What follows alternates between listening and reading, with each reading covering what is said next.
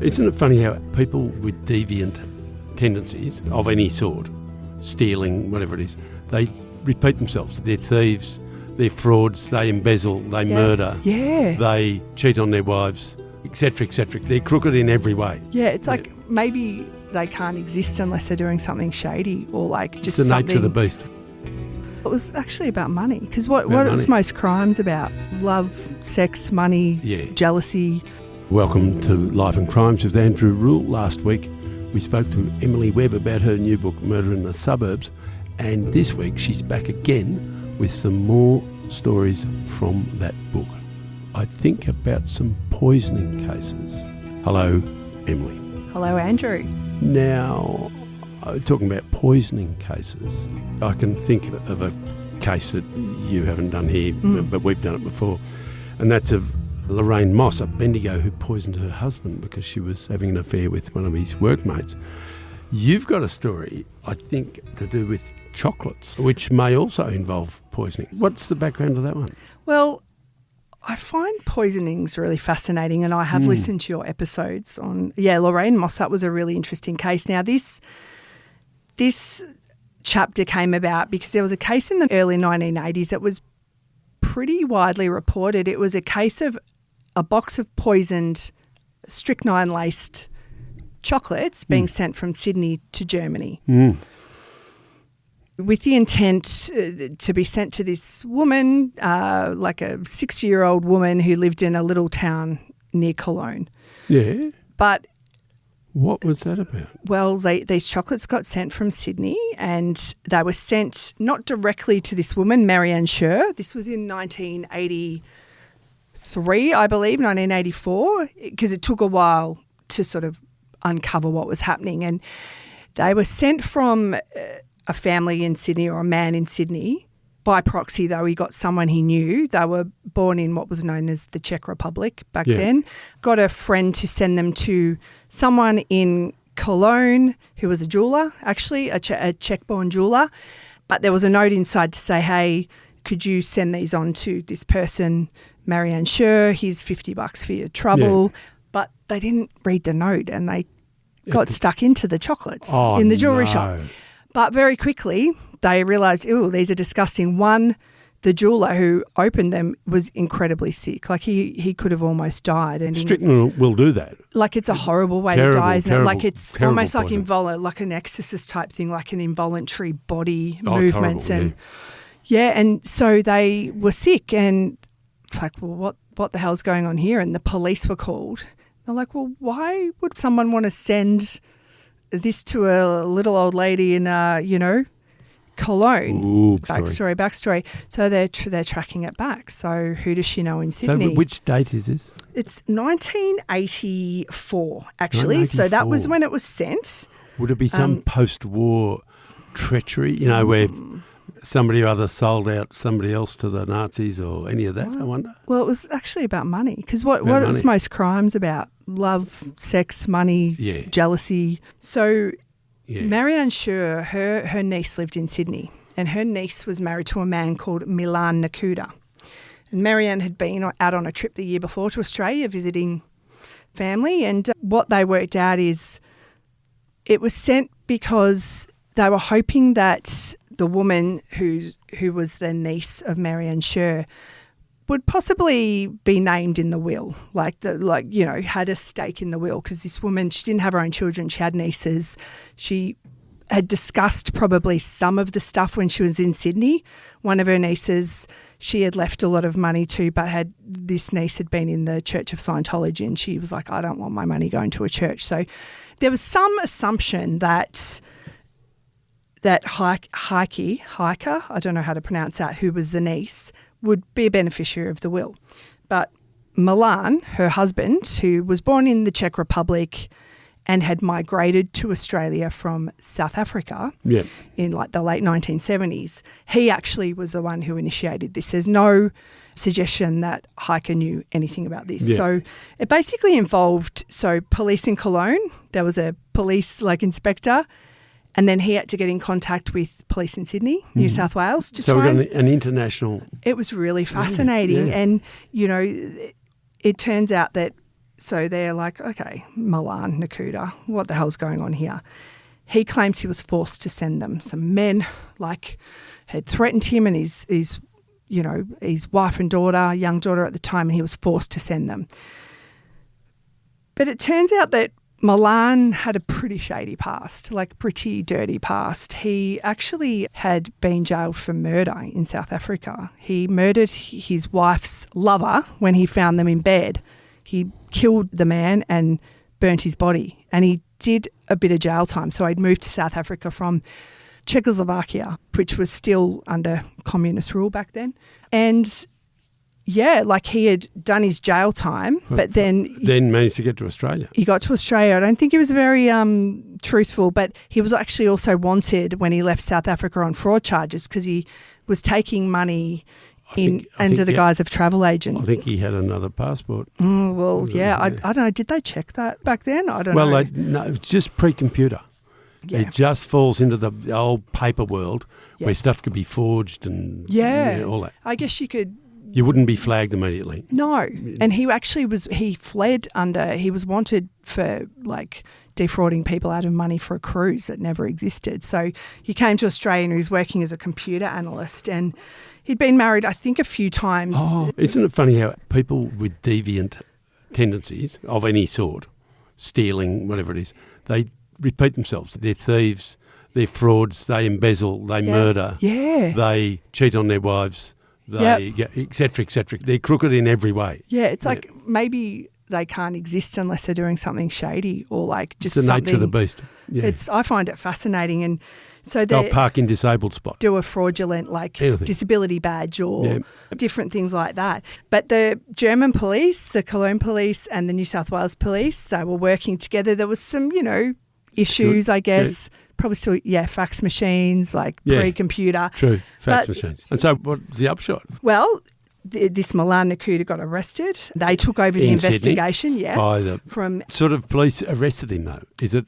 Two detectives, two coppers, but it's not a homicide job. No, because she wasn't murdered, and the charge that he was charged with was something that had been enacted in 1900 but never something about been used. Sending something. Maliciously delivering a noxious substance through the mail. It was the first time that charge was used since it was introduced in 1900. Excellent. So, Milan Nakuda... It's probably still on the statutes. Some of the people who send letters to me should be charged under that. Oh my gosh. Noxious substances. Do you get the strange letters, handwritten that are with a bit wild? Capitals. Yeah. Underlined. Yeah, yeah. And sometimes different coloured pens. I guess they're and sometimes very neat. There's a serial killer or a mass killer writes to me regularly. Oh. And it's very neat. It's got good penmanship. Just neat. Oh, neat. Interesting. Not so much, neat and tidy, but a little bit young looking. Okay, I think I know the person you're talking about. You probably do. I have an idea. He's been in jail a long time. Yes, and will probably never get out, right? Possibly. Don't know. Back to the story. Milan Nakuda went to court. The witnesses in Germany were literally at the airport waiting to fly out to give evidence, but last minute he pled guilty to the charge and he actually got 18 years imprisonment with a 12-year non-parole period and was granted parole. I checked. 1995. So he did 1988 to 95. So he did a fair whack. Yeah. And then I was trying to find out exactly, but it required some files and I would have, he was most likely deported afterwards because they do deport. I've done cases before where, there's been the perpetrator, they've done their time and they're deported back to Scotland or something. Yeah. But it's sometimes a bit hard to get that information. It is. Yeah, but it was definitely, and there's a few other cases. I could have actually written, I reckon, a whole book on poison chocolates. Yeah. There was a lot of cases. There's just a lot of cases when you look in the archives. Yeah. So you've got more than that case about poison. Yeah, there's a few others. There's one from a church-going lady in Florida who sent poison-laced fudge to her church congregation because she was just, feeling a bit slighted by them. The Bible class got it. They were all sick. That could happen. And another one in 1940s in Melbourne where a woman sent it to her cousin, but she used really old rat poison and it wasn't going to work. So, there's a lot of poisoning's a big thing, as we know of recent times. Particularly a female. Yeah. Because that Lorraine Moss case was really fascinating. And there was Emily Perry, I think, back in the 60s. It's always every generation seems to have had, a couple. Yeah. It's a thing. The mushroom case, the book, I think the Finnish book, which the plot is sort of rests, is called The Man Who Died. It's translated from the Finnish into English. Okay. And if anybody out there wants to read the book that probably inspired the mushroom murders, that's the one. Boy. That led to a series and some sort of, Netflix or whatever. Oh, like a Scandi. A Scandi type drama series. So I think our Erin might have been a big fan of that sort of stuff. Listeners, obviously we're talking about this before the verdict in the Patterson case, the mushroom case. Yeah, I would be interested to know what sentence Erin gets. I think it'll be pretty hefty. It will be. And yet, again, it's funny what else has happened in the past. I think John Sharp, who killed his wife and child with a spear gun, a most terrible crime, Nasty. and cut them up and put them in the tip. I think he got 33 years, but another fellow called Mark Smith burnt. And he's cold-blooded. He's not mad. He's just cold-blooded. He took up with another woman and he planned it methodically that he would stage the burning of his house in Hoppers Crossing and burn his wife and 10-week-old child. And he'd set up a candle to make it look as if the candle had fallen over. He got an anaesthetic like ether and knocked his wife out and set fire. Now, the idea was the fire was going to kill her and the baby. So they weren't dead. They were going to burn to death. And he left and went to work, pretended nothing had happened. And then he gets a call, oh, your house is on fire, it's terrible. And he rushes back, expecting to find them both dead. Well, the baby was dead, burnt to death. And his wife had woken up somehow and escaped. She lost an arm and was terribly badly burnt, but she survived. Wow. That bloke who has murdered his own child, tried to murder his wife in cold blood, what do you think he got? 22, but that's all. I mean, he didn't get 29 or 32 or 35. Like, when was it? Was this like only 15 years ago or something? Yeah, maybe 30. I would have. Or 29. Yeah, 29. I can't see why he's worth only 2/3 of Sharp.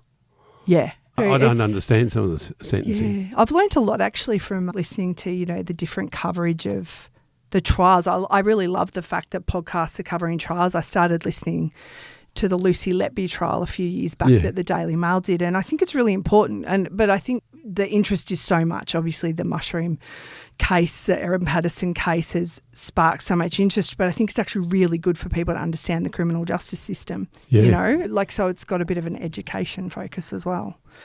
Hi, it's Gary Jubilant here. Do you want a real and raw look inside the world of crime?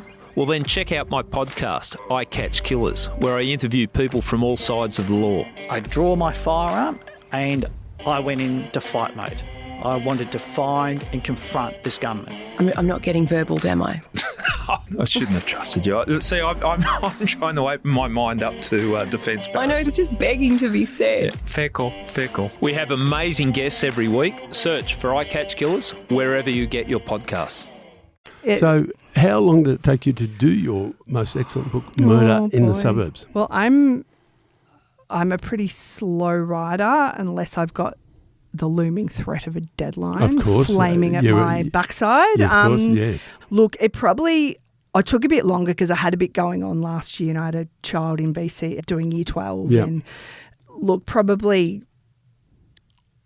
10 months. I mean, I could have done it quicker, maybe 11 months. It's part-time. Yeah, I'd done it because, I'm work, it's I pay my weekends. bills. Yeah, it's like, night times and early mornings. Like, look, some of the chapters in there are ones that I've written years ago and like, you go back and improve it. You update it. Some of the cases are ones that people, have heard about. But at the time I was writing about them, I just was really interested in them, like the Matthew DeGruchy, who is now out of jail. That's the opening story. Yeah, who murdered his mother and siblings. And it's like, well, I always think, why? Why would you do that? Like, battered them to death, like brutally. I was like, what possesses someone? I'm not saying that I'm myself. I could be capable of something put under enough pressure. Most of us are. Really. I think we are, but, just... It's like, what the hell? Like, I want to know the why, but sometimes you don't find out the why, do you? No, sometimes there is no obvious reason, and other times I suspect there's something deep, and this is not to make excuses Yeah. for people, but No, I understand. often there's something bad happened to them when they were young themselves. Yeah. Probably 3 out of 4, that's the case, I think. Particularly, I know a lot of the cases I have listened to you talk about and you've written about, the men who came up through the boys' institutions. I mean, the damage done there. You Uniform. can't deny that. Yeah. No, the stone killers, absolute cold-blooded killers, nearly always have suffered in those sort of places. Yeah. Or probably Yeah. those places. Yeah. Or at schools. Yep. And it just warps them and they stay warped. Yeah. Well, my day job is to do communications and advocacy for a organisation that provides mental health services and really good, NDIS stuff. And, a lot of forensic disability. They do work with a lot of forensic disability stuff. And, there's a lot to be said about, when a child is in their first 3 years of life, if attachment is disrupted, it completely changes the brain and also then how that person sees the world and interacts. So sometimes you think, well, no wonder, there's stuff like that happening, or dysfunctional, disjointed. Just not able to formulate relationships well, or making choices that aren't great. Yeah, they're different from everybody else. Yeah, that's true. Now, Lucky Last, if you were talking to friends about what you've just done, what's one of the others that you would pick out here? What's the overseas one you've done apart from the chocolates one? I actually wrote about there was the murder in near Christmas in 2010 in Brighton of a young woman called Joanna Yates. And look, sadly there are always murders, right? But there seemed to be like a number of these kind of murders in the UK that happened. And Joanna was, lived in a converted, it was an old house that's converted into apartments, those kind of old, Victorian homes. And, lived with her boyfriend, and, she was a landscape gardener. Life was good, Her boyfriend was away visiting family, and, she just disappeared. He didn't hear from her. He was coming home, came home, she wasn't there. And, there was a big search on, a young woman goes missing. We know that there's always a lot of attention, sometimes, other crimes don't get as much attention, but young woman goes missing. Where is she? And they massive, investigation for the police force in that area. And that next door neighbour who she didn't even know, this guy who, had a porn addiction, bit shady, but did, he was had a very respectable job, was Dutch born, he had a girlfriend himself. Yeah, he killed her. Dutch porn addict, do it every time. Oh, when they searched through, I mean, there was a lot of stuff that wasn't great. But yes, they found poor Joanna. Dog walkers found her, actually, and it was near Christmas. But it took a while to arrest this guy, Vincent Tabak. But what happened in between is the person who owned the building that Joanna and her boyfriend rented, the apartment, and also her killer, he was, a bit of a quirky bird, English eccentric kind of thing, Christopher Jeffries. Now, what happened in the space between, finding Joanna, and charging someone is the British tabloids, in the way they do, kind of were like, this guy's a perv, this guy's dodgy. Oh, so they blame... Yeah, he was on, he was hounded. The jury of public opinion hounded the wrong bloke. He was hounded. They actually made a TV show about it. Which is what happened in Perth with the Claremont killings.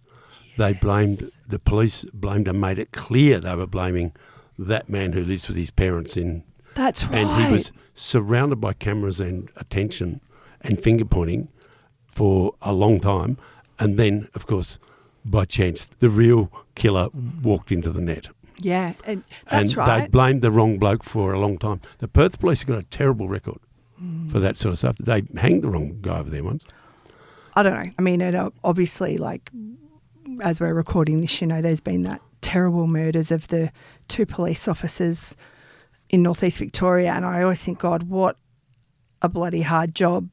Oh, terrible. But sometimes when you're researching, there's just I was rewatching Line of Duty, the UK series. I love that. My husband actually was a police officer and isn't really that into crime, but we've been watching it. And I just thought, corrupt police, it's really bad because it's such a breach of trust. It's a breach of, really shocking. Oh, yeah, like when yeah. you just fit someone up for, Very bad. you know. Yeah. Cold-blooded, and it's about greed. Yeah, usually. and it's just so, it's such a letdown to the community. Back to the story.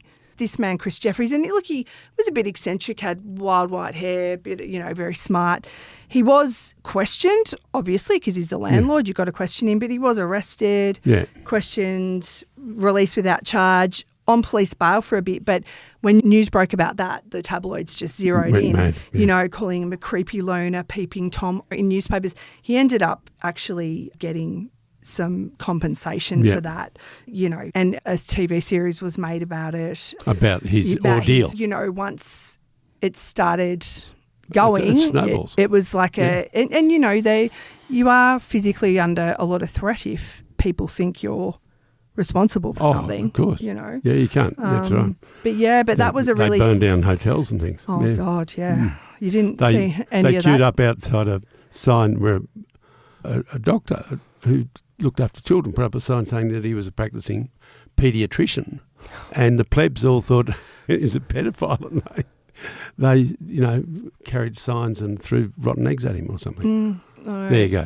That's the great unwashed. I know. I did see something online that made me laugh. They're painting the George Cross on roundabouts in the UK at the moment, in England. Yeah, all right. Some of them had accidentally painted the Danish flag, just got the colours reversed. I'm like, stay in school, kids. Like, that's what you need. But, the upshot of this was that, a family like Vincent Tabak was convicted. He's got a very, very long stretch. I probably won't get out. I mean, I think in the UK, they do tend to do pretty long sentences. The chief constable of Avon and Somerset Police gave an official apology to Christopher Jeffries. He, won apologies and substantial damages from 8 newspapers. So it was across the board. Yeah. It wasn't just one newspaper. And they will have been leaking stories to the papers, some of the couples. 100%, yeah. But what's really nice, I guess a nice way to end a very tragic story is Joanna was a landscape architect, and she had spent her time during school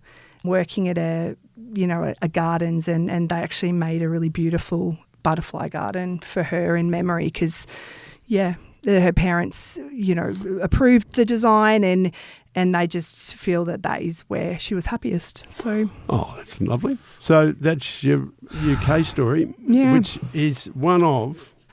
Well, as you say, probably 18 or so, roughly 20. Yeah, some are longer than, when you're writing, some are longer than others, but I do like to dig. And I always say I'll never write another book, but you know what? I probably will. You probably will. It's crazy. How many have you done? Well, currently I've got like 3 out. I did one on healthcare serial killers. That's my special subtopic. Yeah. But, I'd written books before that went out of print and then, republished. So all in all, I've written about 6, but, they're not all in print. But over, I don't know, a long time. But I feel like I like to try and get better each time I do it. Yeah. I reread stuff sometimes. I'm like, oof. Well, that's the only way to improve. Yeah, although your books are pretty great, as they are always. I reread The Evil a while ago. Yep. Yeah. I did. I've got a copy of that. Sheree Beasley. Yep. Creepy story. Yeah. Robert Arthur Selby Lowe. No good at all. No.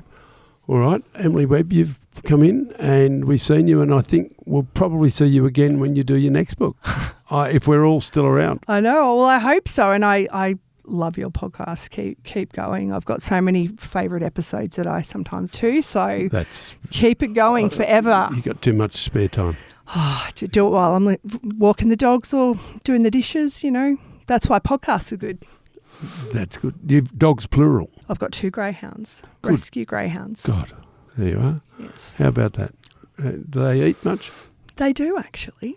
But they don't need a lot of walking. Like I do walk them every day, but they just love being around you and just lazing around. Yeah, lovely. Well, that's lovely.